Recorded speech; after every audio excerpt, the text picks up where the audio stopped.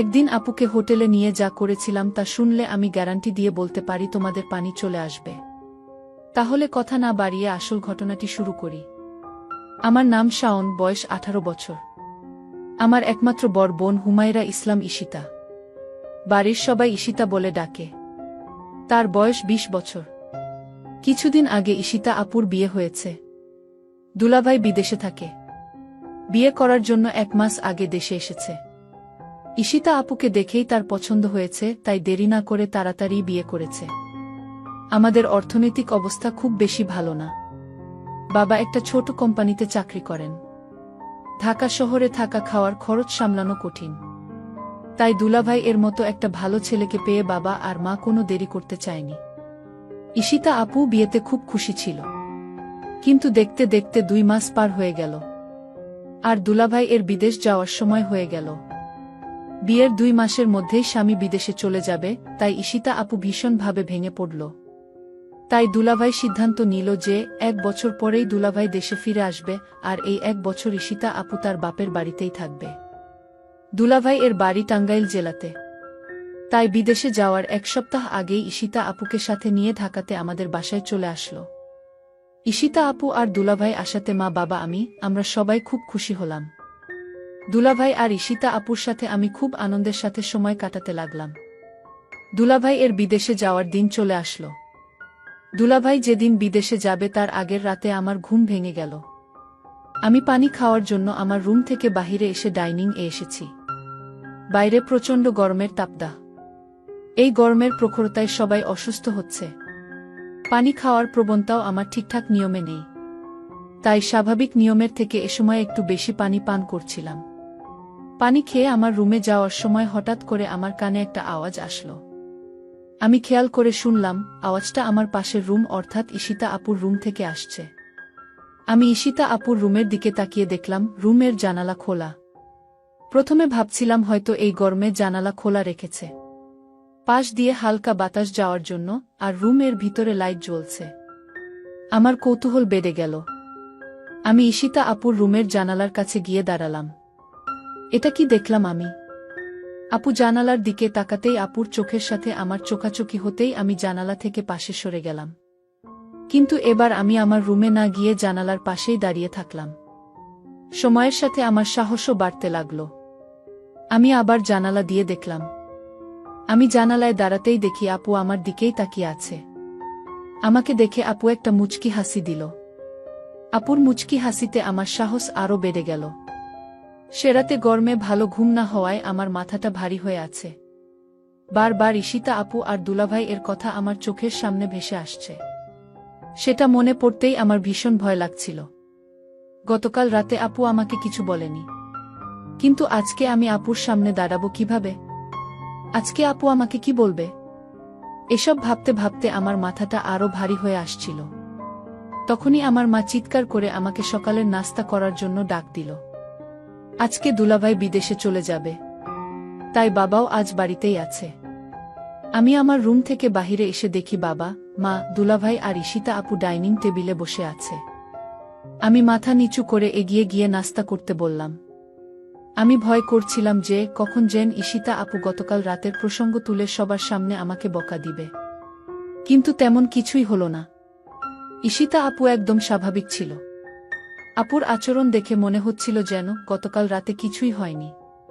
আপুর আচরণ দেখে আমি স্বস্তি পেলাম। দুলাভাই বিদেশে চলে গেল। ঈশিতা আপু সারাদিন মন খারাপ করে থাকল। সেদিন রাতে প্রায় 11টার দিকে গরমে আমি আমার রুম থেকে বাহিরে এসে দেখি ঈশিতা আপু গরমে রুমের জানালা খোলা আর রুম এর ভিতরে লাইট জ্বলছে। আমি এগিয়ে গিয়ে আপুর রুমের জানালায় দাঁড়ালাম। জানালার পর্দাটা একটু সরিয়ে দিয়ে দেখলাম আপু বিছানায় বসে বই পড়ছে। আমি জানালায় দাঁড়িয়ে আপুকে দেখতে লাগলাম। আপু বিছানায় হেলান দিয়ে বই পড়ছে। বই পড়তে পড়তে আপু জানালার দিকে তাকিয়ে দেখল আমি সেখানে দাঁড়িয়ে আছি। আমাকে কিছু না বলে আপু আবার বই পড়তে লাগল। বই পড়তে পড়তে আপু বারবার আমাকে দেখছিল। আমিও চুপচাপ দাঁড়িয়ে আপুকে দেখছিলাম। বেশ কিছুক্ষণ পরে আপু বিছানা থেকে নেমে হাতের বইটা টেবিলে রেখে জানালার কাছে আমার সামনে এসে দাঁড়াল। আপু আমার চোখের দিকে তাকিয়ে বলল, কি রে, কিছু বলবি? আমি থতমত খেয়ে বললাম, আপু তুমি ঠিক আছো?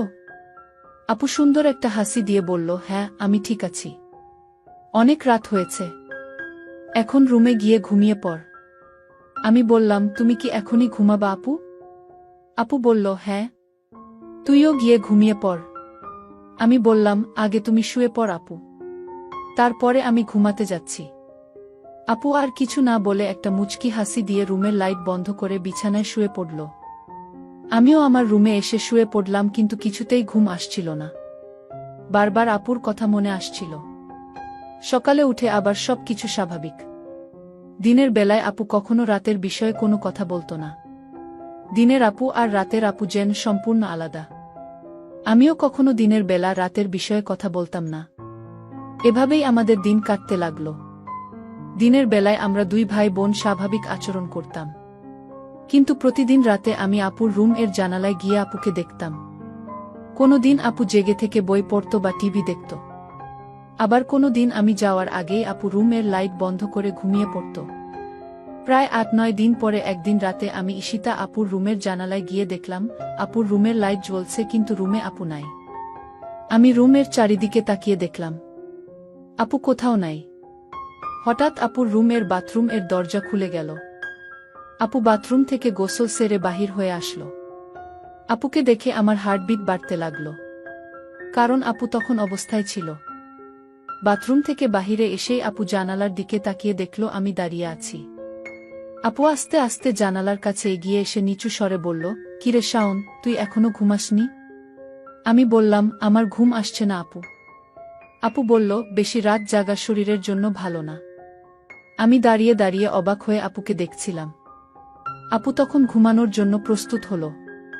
তারপরে আমাকে বলল, এবার গিয়ে ঘুমিয়ে পড়। আমি বললাম, থ্যাঙ্কস আপু। আপু লাইট বন্ধ করে শুয়ে পড়ল।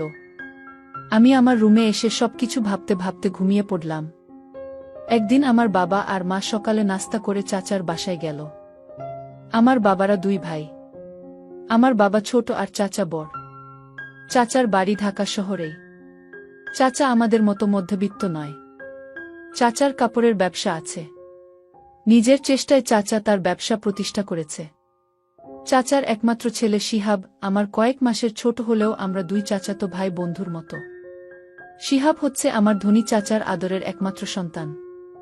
তাই শিহাব ইচ্ছা মতো টাকা খরচ করে। চাচা চাচি শিহাবকে কিছুই বলে না। আমার বাবা আর মা সারাদিন চাচার বাসায় থাকবে আর ফিরবে রাতে। আজকে শুধু আমরা দুই ভাই বোন বাসায় থাকব। তাই আমি আমার রুমে বসে ভাবছি কিভাবে আপুর সাথে আরো বেশি ফ্রি হওয়া যায়। তখনই ঈশিতা আপু আমার রুমে এসে বলল, কি করছিস শাওন? আমি বললাম, কিছু না আপু, এমনি বসে আছি। আপু বলল, আজকে কি তোর কোনো কাজ আছে? আমি বললাম, না আপু, আমার কোনো কাজ নাই। আজকে সারাদিন আমি তোমার সাথে গল্প করব ভেবেছিলাম, যদি তুমি ব্যস্ত না থাকো। আপু বলল, ও আচ্ছা, তাহলে তুই গোসল করে ফ্রেশ হয়ে আমার রুমে আয়। আমি বললাম, ঠিক আছে আপু, আমি গোসল করে তোমার রুমে আসছি। আপু চলে যেতেই আমি তাড়াতাড়ি গোসল করে রেডি হয়ে আপুর রুমে গেলাম। আপুর রুমের দরজা খোলা ছিল। আমি আপুর রুমের ভিতরে ঢুকে দেখলাম আপু রুমে নাই। খেয়াল করলাম আপুর বাথরুম থেকে গোসলের পানি পড়ার শব্দ আসছে। আপু হয়তো বাথরুমে গোসল করছে। তাই আমি বাথরুম এর দরজার কাছে গিয়ে বললাম, তুমি গোসল করছো নাকি আপু? আমি কি একটু পরে আসব? আপু বাথরুম এর ভিতর থেকেই বলল, আমার গোসল প্রায় হয়ে গেছে, তুই বিছানায় বসে থাকে। আমি আপুর বিছানায় বসলাম। কিছুক্ষণ পরেই আপু বাথরুম থেকে মাথা মুছতে মুছতে বাহির হয়ে আসলো। আমি চোখ বড় বড় করে আপুকে দেখতে লাগলাম। মাথা মুছতে মুছতে আপু এসে আমার পাশে বসল। আপু আমাকে বলল, শাওন, ড্রেসিং টেবিল এর উপর থেকে লোশনের বোতলটা নিয়ে আয় তো। আমি বিছানা থেকে নেমে ড্রেসিং টেবিলের উপর থেকে লোশনের বোতলটা নিয়ে ঈশিতা আপুর সামনে এসে দাঁড়ালাম। আপু আমার দিকে তাকাতেই আমি লোশনের বোতলটা আপুর দিকে এগিয়ে দিলাম। আমি আপুর হাতে একটু লোশন ঢেলে দিয়ে আপুর সামনেই দাঁড়িয়ে থাকলাম। তখন আপু সুন্দর করে সাজুগুজো করছিল, কিন্তু কেন আপু এমন করে সেজেছিল আমি বুঝলাম না। সেদিন রাতে বিদ্যুৎ ছিল না আর প্রচণ্ড গরমও পড়েছিল, তাই আমি বাহিরে বের হয়েছিলাম। হঠাৎ আপুর রুমের দরজা খোলা ছিল। আমি আপুর রুমের ভিতরে ঢুকে দেখলাম আপু রুমে নাই। আমি পাশের রুমে চলে গেলাম কিন্তু সেখানেও আপু নাই। তাহলে আপু কোথায় গেল? আমার ভীষণ চিন্তা হচ্ছে। হঠাৎ লক্ষ্য করলাম আমার পাশের রুম থেকে আপুর গলার আওয়াজ আসছে। মনে হচ্ছে চিৎকার করছে। আমি অবাক হয়ে গেলাম, কিসের চিৎকার আসছে বাবার রুম থেকে। আমি পাশের রুমে যেতেই দেখলাম রুম ভিতর থেকে লক করা। আমি জানালার পাশে গেলাম, গিয়ে দেখলাম সেখানে জানালাও লক করা। আমার মন চাচ্ছে জানালা ভেঙে ঘরে ঢুকে পড়ি। কি হচ্ছে রুমে? আমার বোন এমন চিৎকার করছে কেন? আমি কোনো উপায় না পেয়ে দরজা ভাঙার চেষ্টা করলাম, কিন্তু দরজা কিছুতেই ভাবতে পারছি না। অনেক চেষ্টার পর দরজা ভেঙে ফেললাম। দরজা ভেঙে রুমে ঢোকার সাথে সাথে যা দেখলাম তা দেখে আমার মাথা ঘুরে গেল। একটি ছেলে রুম থেকে জানালা দিয়ে পালিয়ে গেল। তাদের অনেক বুদ্ধি। আমি দেখলাম জানালা দিয়ে যেন পালাতে পারে সেই জন্য আগে থেকেই প্রস্তুত করে রেখেছে। আমি আপুকে জিজ্ঞেস করলাম, আপু রুমে কে ছিল? আপু বলল, সেই জবাব কি তোকে দিতে হবে? আমি বললাম, আপু তুমি আমাকে ছোটবেলা থেকে অনেক স্নেহ করো, আর আমি যখন যা বলছি তাই করেছ। আপু তুমি আমার সাথে লুকিয়ে না, এই ঘরে আর কি ছিল বলো আপু, আমি জানতে চাই। জানলা দিয়ে পালালো। আমার বোন কোনো উত্তর না দিয়ে আমাকে বলল, শোন তুই আমার কাছে আর যা চাইবি তাই পাবি, কিন্তু তুমি আমাকে অন্য প্রশ্ন করিস না।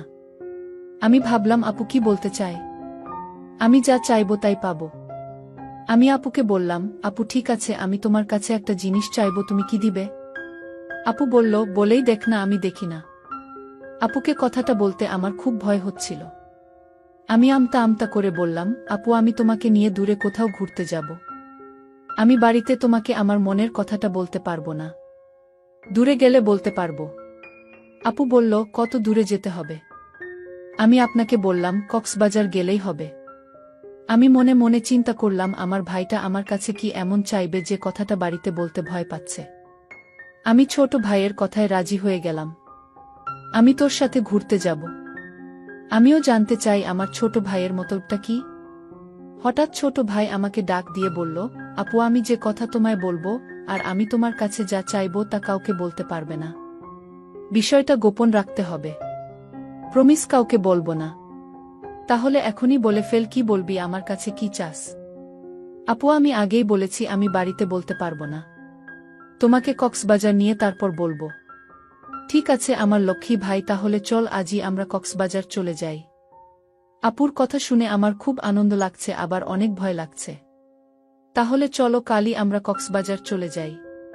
পরের দিন সকালে আমি আপুকে নিয়ে কক্সবাজার রওনা দিলাম। আমরা সকাল ৮টায় বাড়ি থেকে কক্সবাজারের উদ্দেশ্যে নিয়ে রওনা দিলাম।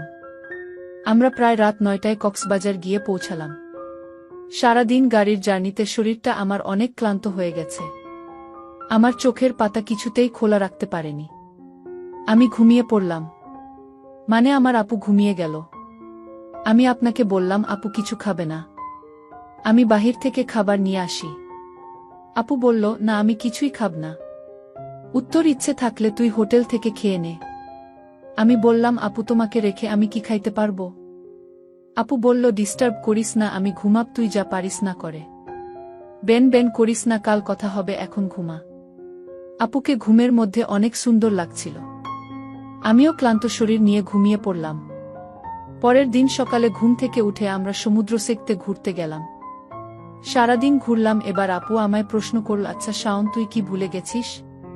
তুই আমাকে কেন কক্সবাজার নিয়ে এসেছিস? আরে আপু ভুলি নাই, আজ রাতে বলবো। আপু যদি তুমি আমার কথা না রাখ তাহলে আমি কিন্তু ওই দিনের রাতের ঘটনা সবাইকে বলে দিব। আপু তখন আমার দিকে রাগান্বিত চোখে তাকিয়ে বলল, শাওন আমি কি না করেছি তোর কথা রাখব না? তারপর সন্ধ্যা হয়ে আসছে। আমি আপুকে বললাম, আপু চলো হোটেলে যাই। রাতের খাবার হোটেলে খেয়ে তারপর আজ আমরা হোটেলেই থাকব। আপু তখন বলল, হোটেলে কেন? এখানে তো দুলাভাইয়ের ছোট ভাইয়ের বাসায় থাকতে পারি। আর আমরা তো গতকাল এখানে ছিলাম। আমরা কেন শুধু শুধু অযথা ভাড়া দিয়ে হোটেলে থাকব? আমি বললাম, হোটেল না থাকলে যে আমার মনের কথাটা বলতে পারবো না আপু। আপু তখন বলল, ঠিক আছে তুই যা বলবি তাই হবে। তারপর আমরা একটা হোটেলে গিয়ে উঠলাম। আমি আপুকে যে কথাটা বলবো সেই কথা শুনে আপু কি আমার প্রতি রাগ করবে? আমি এসব চিন্তা করছিলাম। আপু আমায় বলল, শাওন তুই কি চিন্তা করছিস? আমি আপনাকে বললাম, আপু আমি যে কথাটা বলবো তা শুনলে তুমি রাগ করবে না তো? আপু বলল, আমি কতবার বলবো আমি রাগ করব না। আমি কাউকে কিছু বলবো না, তুই নির্ভয়ে আমাকে তোর মনের কথা বলতে পারিস। আপুর কথা শুনে আমি কিছুটা সাহস পেলাম। আমি আপু বললাম, আপু আমি ছোটবেলা থেকেই তোমাকে অনেক পছন্দ করি।